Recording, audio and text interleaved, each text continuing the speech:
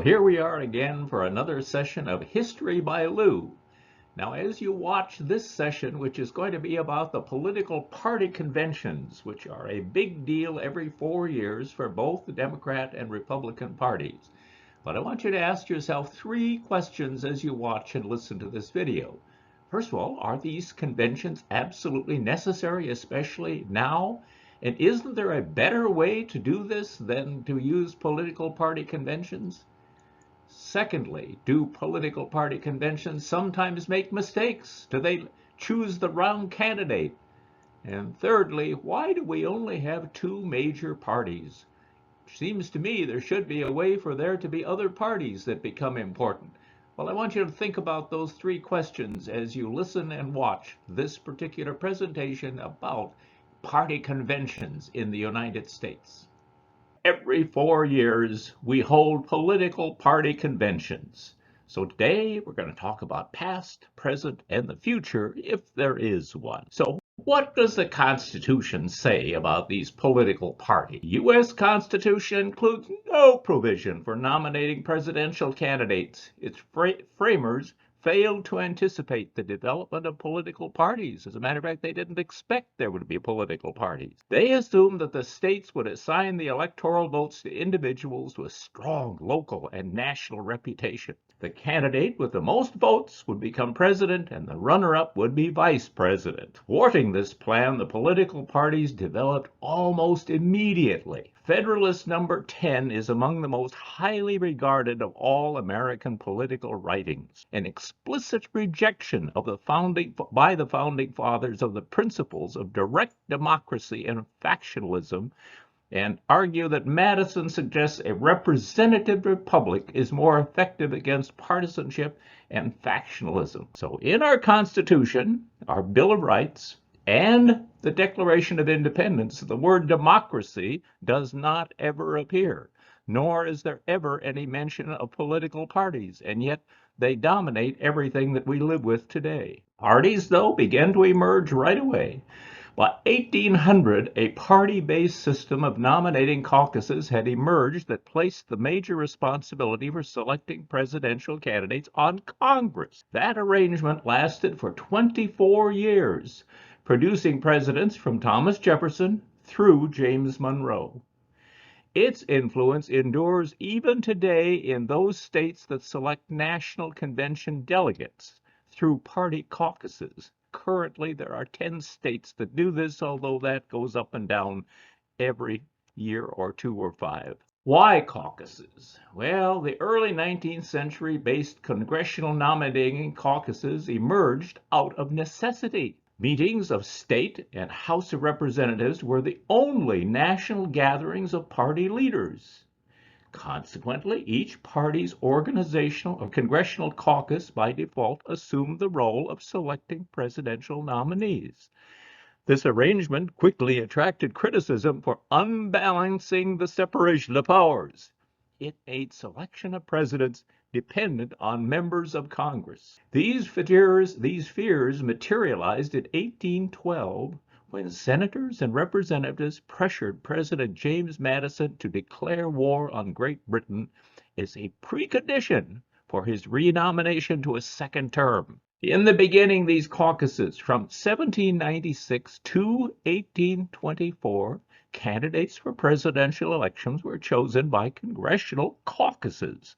That is, the members of Congress for a given party gathered together and decided whom to nominate for the presidential election. The Electoral College system was then used to choose the president from among the candidates. What is a caucus anyway? A caucus is a meeting of supporters or members of a specific political party or movement. The exact definition varies between countries. The term originated in the United States, where it can refer to a meeting of members of the political party to nominate candidates, plan policy, and so forth, in the United States Congress or other similar organs of government. So we had an era, however, of good feelings, which was the phoniest era in American politics. The flaws of the caucus system were evident in 1820. For example, when the divided Federalists did not even field a candidate at all, allowing the incumbent James Monroe to be run unopposed. Monroe put a good spin on the circumstances, and his presidency is remembered as the apex of the era of good feelings, in part because of the uncontested election in which he stood for re-election. In 1824, though, the caucus system failed, selecting Treasury Secretary William Crawford as the presidential candidate, despite the fact that more worthy and popular candidates such as John Quincy Adams, Henry Clay, and in particular Andrew Jackson also sought the presidency. Crawford, however, was the only one who pursued the support of the caucus. By 1824, all of the candidates were Democratic Republicans, which illuminated even more starkly the ineffectiveness of the caucus system. There was now only one political party. So the era of good feelings, James Monroe's presidency, which lasted from 1817 to 1825, witnessed the demise of the Federalists and therewith the temporary end of a dynamic two-party system. Without party competition, there was no need to select a party nominee because there would be no opposition nominee to run against. This sparked concerns that the unstructured selection process could turn into a free-for-all. So, come the incredible election of 1824. On February 14, 1824, when the Jeffersonian Republican caucus convened in the House chamber, the congressional nominating system lay in tatters. Only 1/4 of the caucus members bothered to attend.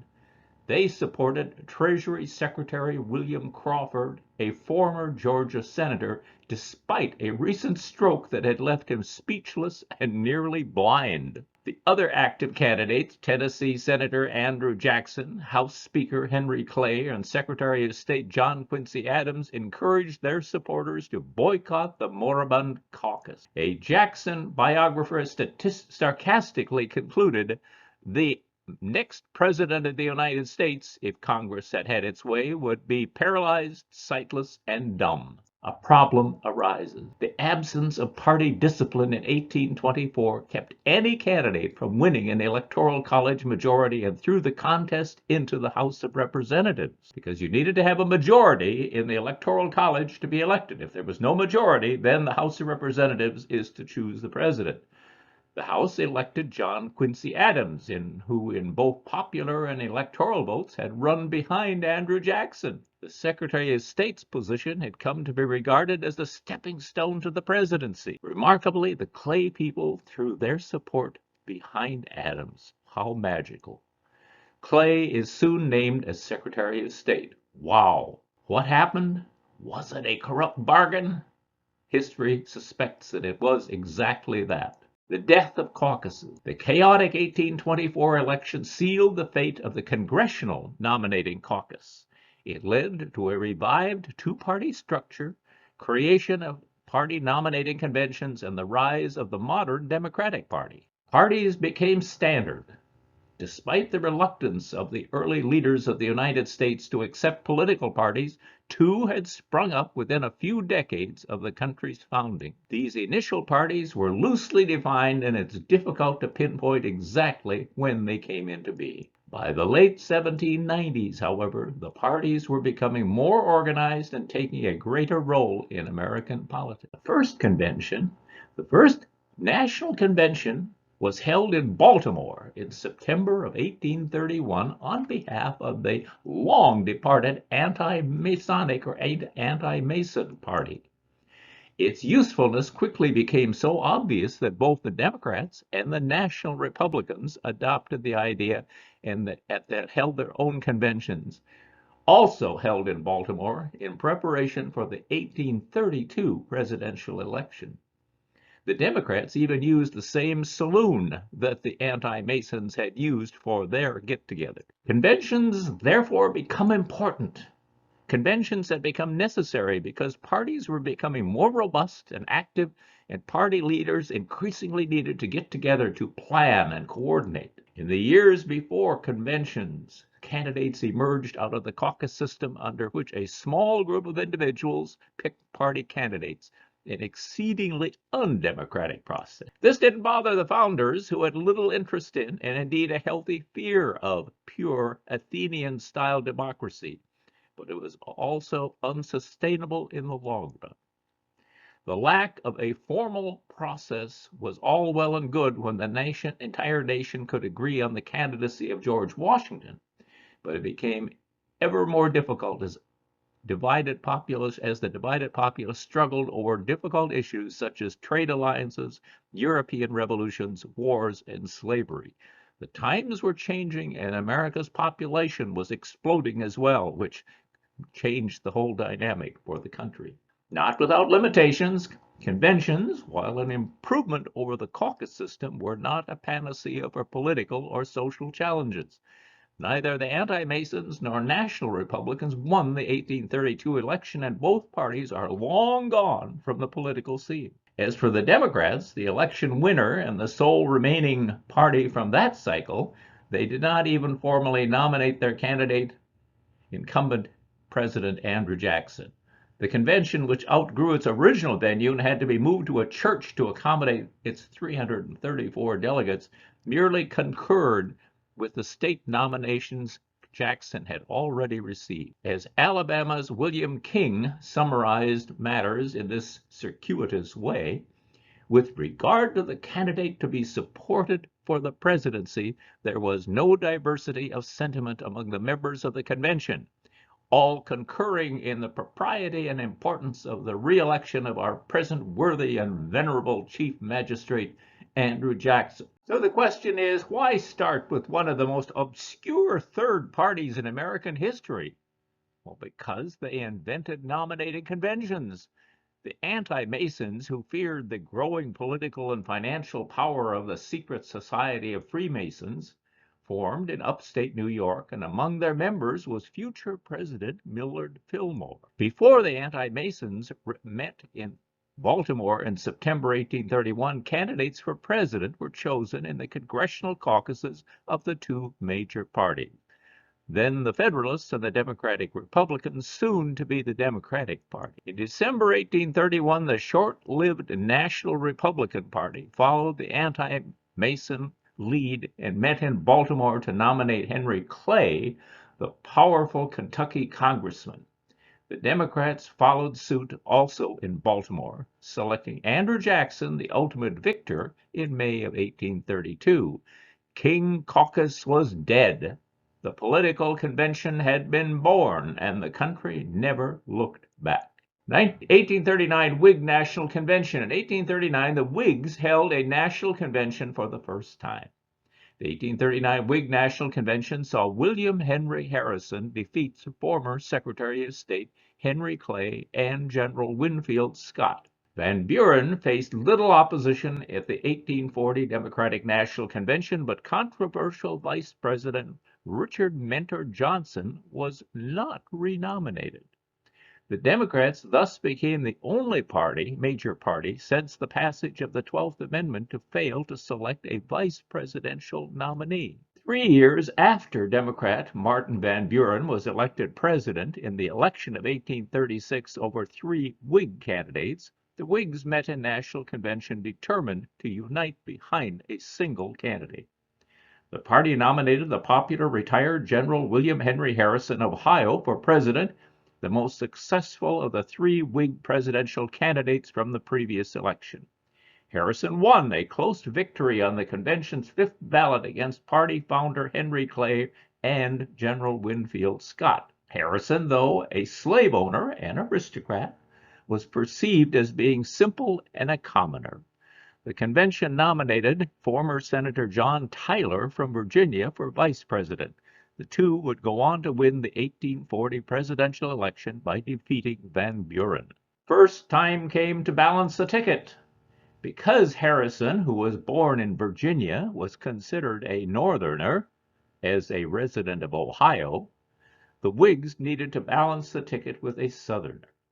They also sought a Clay supporter to help unite the party after Clay's loss on the balloting. Tyler was finally chosen by the convention after several Southern Clay supporters had been approached and refused. So, what happened to the anti-Masonic Party? After the negative views of Freemasonry among a large segment of the public began to wane in the mid-1830s, the anti-Masonic Party had begun to disintegrate.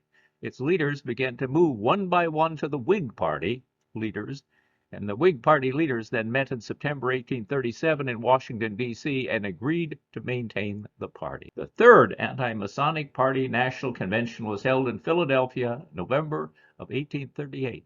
By this time, the party had almost entirely been supplanted by the Whigs. The delegates unanimously voted to nominate William Henry Harrison for president, who the party supported for president the previous election, and Daniel Webster for vice president. However, when the Whig National Convention nominated Harrison with John Tyler as its running mate, the anti-Masonic Party did not make an alternate nomination and ceased to function and was fully absorbed by the Whigs by 1840. The Liberty Party was announced in November 1839 and first gathered in Warsaw, New York. Its first national convention took place in Arcade on April 1, 1840. The Liberty Party nominated James G. Birney, a Kentuckian, former slaveholder and prominent abolitionist, for president, while Thomas Earl of Pennsylvania was selected as his running. There were other parties around at that time: the Native American Party, the Know Nothings, and the Free Soil Party. Then comes the 1856 Republican Convention. The first national convention of the Republican Party marks the beginning of the two-party system as we know it today. Meeting in Philadelphia, the new party chose John C. Fremont, who was called the Pathfinder for what he had done exploring California, who mapped the way west for a generation of pioneers. A popular hero, Fremont also provided the new party with its slogan, "Free soil, free speech, free men, Fremont." The slavery issue had become America's undeniable fault line, even if most Republicans, including Abraham Lincoln, sought only to end the extension of slavery, not to abolish it outright. Fremont also ignited the first birther controversy. Opponents claimed he was born in Canada, and worse, back then, he was Catholic. Former President Fillmore, one-time anti-Mason, was nominated that year by the Know Nothings, another odd third party, which opposed immigration and foreigners. So the 1856 Republican Convention was really quite interesting because it was the first for that party. 1860 saw 4 conventions. This was the year when not one but 4 of the most important conventions produced 4 candidates, 2 of them Democrats. In April, the Democrats met in Charleston, South Carolina, but produced no candidate. The first and only time to date a convention had come up totally empty. Slavery split the party as Southern delegates walked out. In June, Northern Democrats met in Baltimore and chose Stephen A. Douglas from Illinois, the powerful Illinois senator who had famously debated Abraham Lincoln in the 1858 Illinois Senate race. The disaffected Southern Democrats also met in Baltimore and chose Kentucky's John C. Breckinridge and demanded federal protection of slavery. In the meantime, the Republicans met in the Wigwam, a huge, temporarily constructed building in Chicago, and on the third ballot chose one-term Illinois Representative Abraham Lincoln. Another splinter group, the Constitutional Union Party, chose former Speaker of the House John Bell. As all 4 candidates campaigned, the 1860 election went to Lincoln with about 40% of the popular vote, and the headlong race towards secession and the Civil War quickly followed. So the Republican National Convention and the Wigwam in Chicago again in 1880. 1860 had these 4 conventions. Meeting of the Southern seceders from the Democratic Convention met in St. Andrews Hall in Charleston, South Carolina, April 30th, 1860. In 1880 Republican Convention, the post-Civil War period produced lively conventions but few fireworks as Republicans dominated presidential politics for a generation. But the GOP meeting in Chicago in 1880 was stuck between 2 battling wings of the party.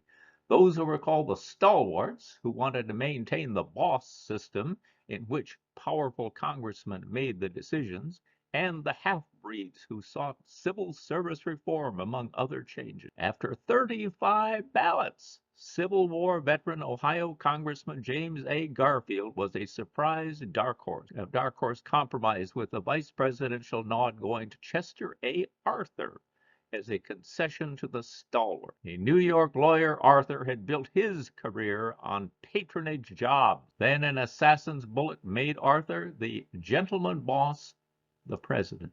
Front porch campaign. The style of campaigning for president has changed from reticence of the 19th century to enthusiastic public stumping in the 20th. James K. Polk and Martin Van Buren believed it unseemly for a candidate to praise himself. The 1896 campaign between William Jennings Bryan and William McKinley had Bryan traveling to 27 of the 45 states, logging 18,000 miles, and in his estimated 600 speeches, reached some 5 million listeners. Franklin Delano Roosevelt's public campaign in 1936 affirmed the new style. A front porch campaign is a low-key electoral campaign used in American politics. The candidate remains close to or at home to make speeches to supporters who come to visit. The successful presidential campaigns of James A. Garfield in 1880, Benjamin Harrison in 1888, and William McKinley in 1896 are perhaps the best known front porch campaigns, and pretty much that was disappearing. Our population in 1920 was only 106 million. At that time, Harding, who won the election, received 16 million, Cox 9, and Debs, who was in prison at that time, he still received 1 million votes. 1900 Republican Convention. With the death of Garrett Hobart, William McKinley's first vice president, in November 1899, the GOP was looking for a replacement for the upcoming election. At the time, there was no constitutional mechanism for replacing a vice president who died or succeeded to the presidency, a problem resolved in 1967 by the 25th Amendment. Under no circumstances could I or would I accept the nomination for vice president, the young governor of New York announced in February 1900. But in June, Theodore Roosevelt changed his tune. Powerful New York bosses wanted this reform-minded governor out of their way and pushed him onto the McKinley ticket at the Philadelphia Convention, where frenzied delegates rallied to the rough-riding hero of San Juan Hill. Don't any of you realize, warned McKinley's advisor, Senator Mark Hanna, there is only one life between that madman and the presidency. In September 1901, McKinley was assassinated, and Theodore Roosevelt became America's youngest president. Delegates here are pictured gathering in a large convention hall for the 1900 Republican Convention in Philadelphia. It was always un-air conditioned, it was hot and sweaty, and it was miserable. Denver hosts the 1908 and 2018 Democratic Conventions. William Jennings Bryan to Barack Obama. So then let's move on to the 1912 Republican Convention. After Theodore Roosevelt completed his own full term in 1908, he contemplated another run but opted to uphold the two-term precedent and turn the reins over to William Howard Taft, whose last name was said to stand for Take Advice from Theodore. But following a 4-year hiatus, Roosevelt wanted to return to the White House and challenged his successor, winning several primaries, but not a majority of the delegates. The party regulars remained steadfast to the incumbent Taft, and Roosevelt bolted the Chicago Convention, claiming he had been robbed, and formed a third party, the Progressive or Bull Moose Party, soon thereafter. The most successful third-party candidate ever, Roosevelt finished second. He and Taft had split the Republican vote, leaving an opening for Democrat Woodrow Wilson to win the presidency. 1924 Democratic National Convention. Held at Madison Square Garden in New York from June 24th to July 9th, 1924, was the longest continuously running convention in the United States political history. It took a record 103 ballots to nominate a presidential candidate.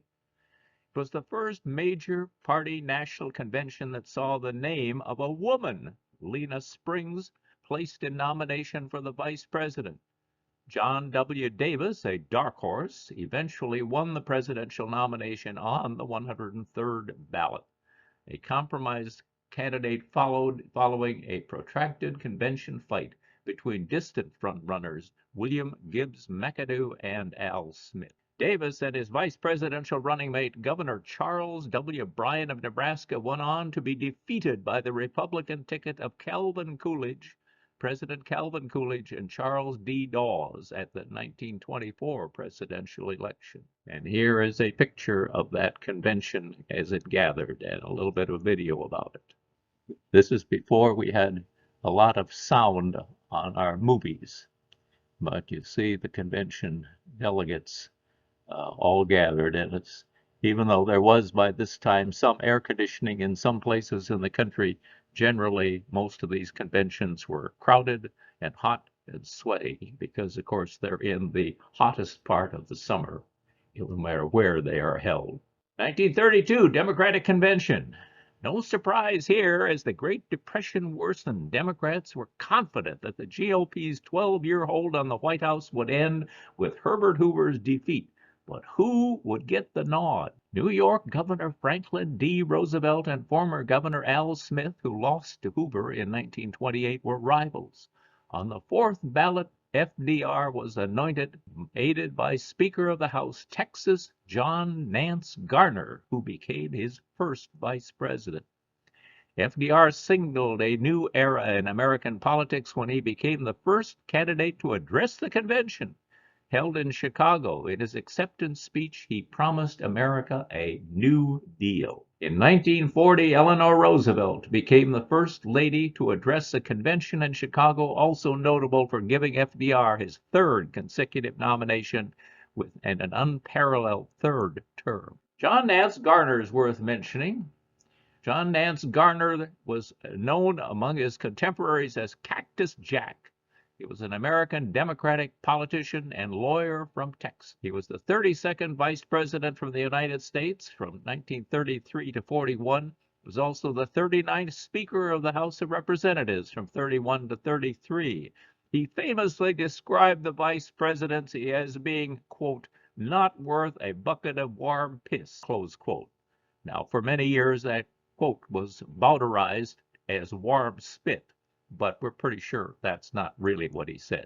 1948 Democratic National Convention, held at Philadelphia's Convention Hall in Philadelphia, Pennsylvania from July 12th to July 14th, 1948, and resulted in the nominations of President Harry S. Truman for a full term and Senator Elvin W. Barkley of Kentucky for vice president in the 1948 presidential election. One of the decisive factors in convening both major party conventions in Philadelphia was that the war that year was that the eastern Pennsylvania was part of a newly developed broadcasting television market. This is something new on the scene in 1948, television. In 1947, TV stations in New York, Washington, and Philadelphia were connected by a coaxial cable. Summer of 1948, two of the three new television networks, NBC and CBS, had the ability to telecast along the East Coast live gavel-to-gavel coverage of both conventions. And by the way, the U.S. population in 1948 was 147 million, and there were already 37,000 TV sets. That was going to explode in the next decade in particular. On July 14th, Northern Democrats, led by Mayor of Minneapolis, Hubert Humphrey, and Illinois Senator Paul Douglas, pushed for the convention to adopt a strong civil rights platform plank and endorse President Truman's pro-civil rights actions. They were opposed by conservatives opposed to the racial integration and by moderates who feared alienating Southern voters, regarded as essential at that time to the Democratic victory because the South was Democrat, solid Democrat at that time, including some of Truman's own aides. They were supported by northeastern urban Democratic leaders who thought the plank would appeal to the growing black vote in their cities, which had been traditionally Republican. In a speech to the convention, Humphrey urged the Democratic Party to, quote, get out of the shadow of states' rights and walk forthrightly into the bright sunshine of human rights, close quote. The convention adopted the civil rights plank in a close vote, 651 to 582. In response, all 22 members of the Mississippi delegation, led by Governor Fielding L. Wright and former Governor Hugh L. White, walked out of the assembly. 13 members of the Alabama delegation followed by Levin H. Ellis. The Bolton delegates and other Southerners then formed the States' Rights Democratic Party, called the Dixiecrats, which nominated Strom Thurmond, who was then the governor of South Carolina, for president and Wright for vice president. The fight over the civil rights plank at the 1948 convention was a launching point for Humphrey as a political figure of the national stature. He was elected to the United States Senate in November, and in 1964, he was elected as vice president. So we moved to the 1956 Democratic National Convention. It nominated former Governor Adlai Stevenson of Illinois for president and Senator Estes Kefauver of Tennessee for vice president.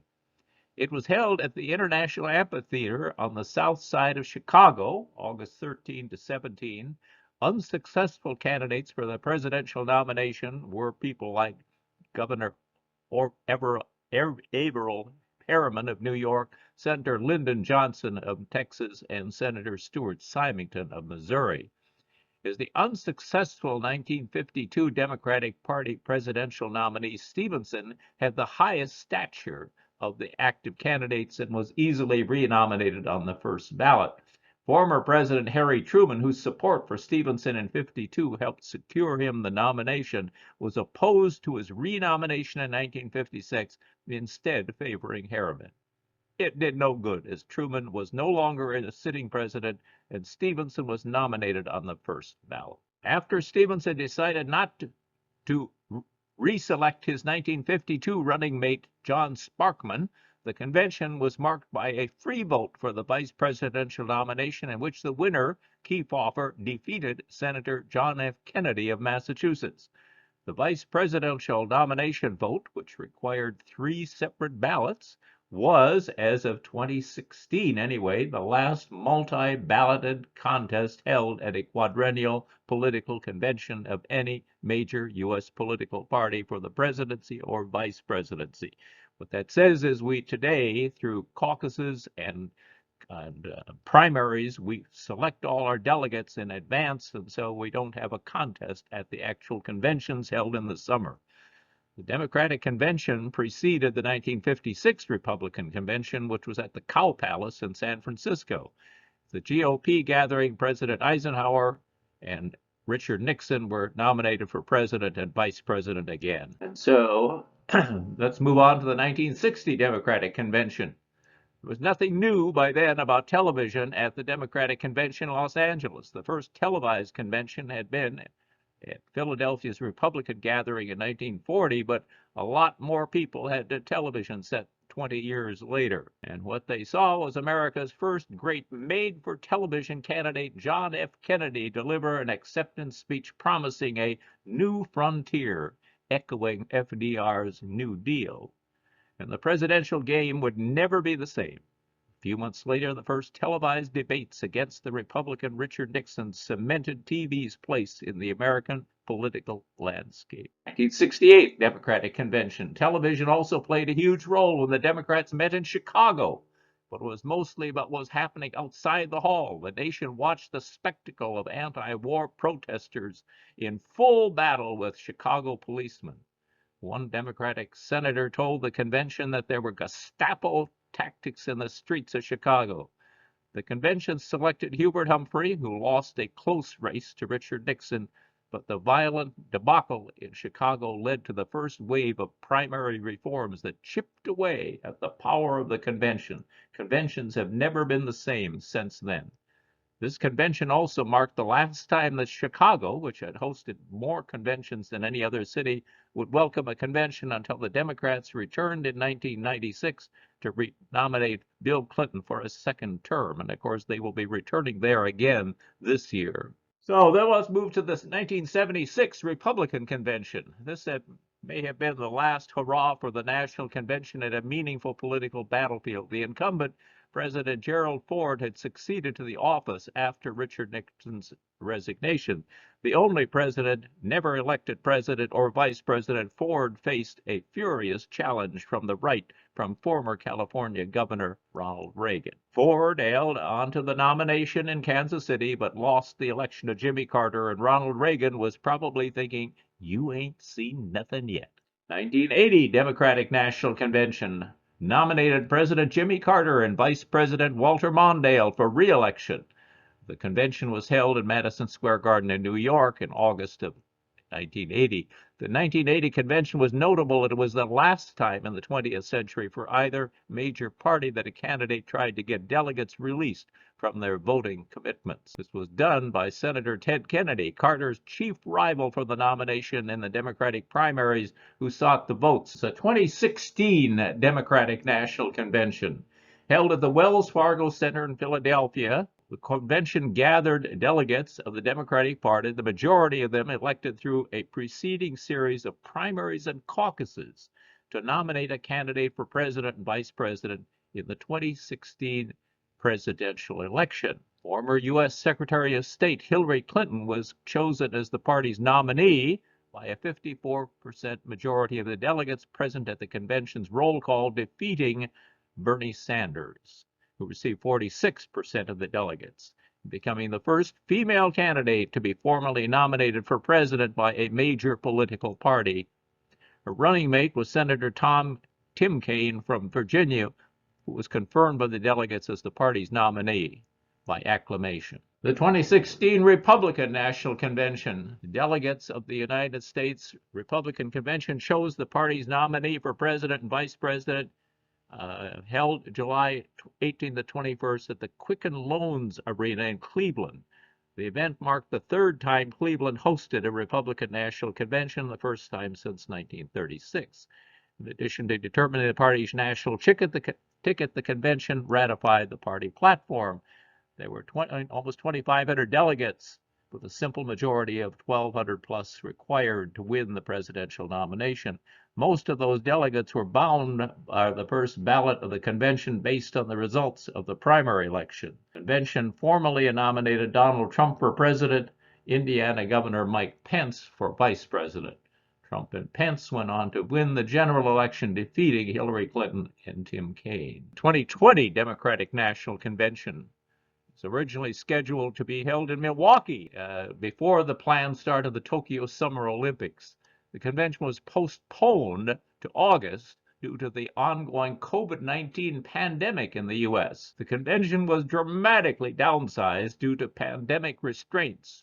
Milwaukee's host city role was decreased to that of a headquarters for the broadcast, and most of the convention activities occurred remotely from sites across the United States. Its activities were decentralized, and it was a virtual convention. However, the convention was officially centered at the Wisconsin Center, where its roll call was directed and where a limited number of speeches were delivered.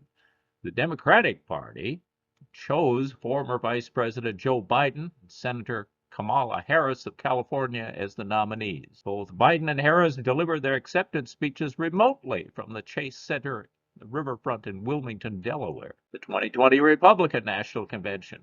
August 2020, and due to the COVID-19 pandemic, a traditional large-scale convention was canceled. The convention nominated Trump and Pence for re-election. The convention was originally scheduled to be held in Charlotte, North Carolina, but it was pulled from Charlotte after the North Carolina state government declined to agree to Trump's demands to allow the convention to take place with full crowd and without public health measures designed to prevent the spread of the COVID-19 pandemic, such as social distancing and face covering. Trump moved it to Jacksonville, Florida, but subsequently canceled the Jacksonville convention July 23rd. Some convention proceedings, reduced in scale, were still held in Charlotte. Most speeches were delivered in Washington, D.C. Other events, such as Trump's acceptance speech, were held remotely at various locations. Because Republicans held the presidency, their convention was conducted after the Democratic convention. And another contrast to typical conventions was the pre-recorded nature of much of the convention's content. The convention utilized federal government properties as locations for events, and Trump displayed official acts of government like issuing a pardon and presiding over a naturalization during convention broadcasts. This was a break from political norms and attracted serious criticism. Numerous aspects of the convention were cited as potentially violating the Hatch Act of 1939. As part of a later settlement with the U.S. Office of Special Counsel, a Trump-appointed administrator confessed to violating the Hatch Act of 1939.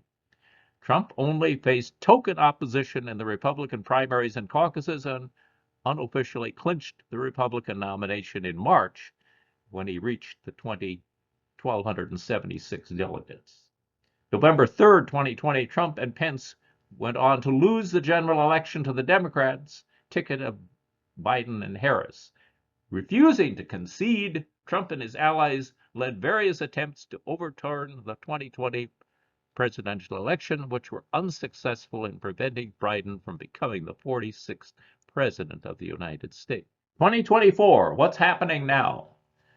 The 2024 Democratic National Convention is scheduled for August 19th and 22nd at the United Center in Chicago. By tradition, because the Democratic Party currently owns the White House, its convention will be conducted after the Republican convention, which is scheduled for July 15th to the 18th. The United Center, previously the site of the 1996 Democratic National Convention, will be the convention's primary location. McCormick Place will host secondary business. The convention is anticipated to be attended by between 5,000 and 7,000 delegates and alternate delegates. Approximately 30 separate hotels in the city will be used to provide lodging to convention delegates. The convention is expected to bring an overall 50,000 visitors to the city of Chicago. A word about the Ohio ballot issue. This is an issue that arose because Ohio's deadline for making the November ballot falls on August 7th, about 2 weeks before the Democratic National Convention, where President Biden would be formally nominated. The Ohio Senate approved a fix to push back the deadline to accommodate the convention date. The Democratic National Committee and the Biden campaign announced that they would hold a virtual roll call vote to nominate President Biden, neutralizing the need for a vote in Ohio. The Ohio House passed a bill pairing the fix with a ban on foreign national giving, which was tied to the ballot deadline issue. In summary, the Ohio ballot issue of Biden was resolved through a combination of legislative action and virtual roll call vote by the Democratic National Committee, ensuring that President Biden's name would appear on the Ohio ballot. Republican National Convention this year, scheduled to be next week, July 15th to the 18th, 2024, the Fiserv Forum in Milwaukee, kind of as a compensation for having to abort the convention of 4 years before. By tradition, because Democrats currently hold the White House, their convention will be conducted after the Republican National Convention, and so the Democratic Convention is on August 19th to the 22nd. The event is anticipated to bring 50,000 visitors to Milwaukee. Estimates show it could bring as much as $200 million in revenue to the region. Milwaukee is smaller than other metropolitan areas that have hosted recent major party conventions. Milwaukee is among the smallest metropolitan areas to have hosted a major party convention. Milwaukee and Chicago are 90 miles apart on Lake Michigan. It's highly unusual proximity for two different cities hosting major party conventions. Has not happened since 1972 when they were both in the same city. Proposed state budget for 2024, Wisconsin Governor Tony Evers included a provision that would extend the permitted hours of operation for Southeast Wisconsin bars to 4 a.m. during the convention. State law in Wisconsin mandates that bars close at 2 a.m. on weekdays and 2:30 on weekends. In July 2023, in signing the state budget into law, Governor Evers used his line item veto with power to decrease state funding for the convention from $10 million to $1 million. So are conventions obsolete, or are they going to come back? National conventions, once riveting political theater that held America in suspense for days, have been reduced to a made-for-television political promo for the two parties. Since primary elections now routinely determine the candidates, this quadrennial dog and pony show offers a ho-hum pageant in which windy speeches are delivered, party platforms hammered out and often ignored, and delegates don silly hats and hold up handmade signs extolling the virtue of candidates, causes, and home states. Once the scene of bare-knuckle politicking and backroom deals, the modern convention now provide comforting tableaus full of sound and fury, but mostly signifying nothing. That's why once trumpeted network gavel-to-gavel coverage has gone the way of the disco at Leisure Suit. So are they obsolete or will they come back? The convention has essentially become obsolete by the 1972 convention in Miami.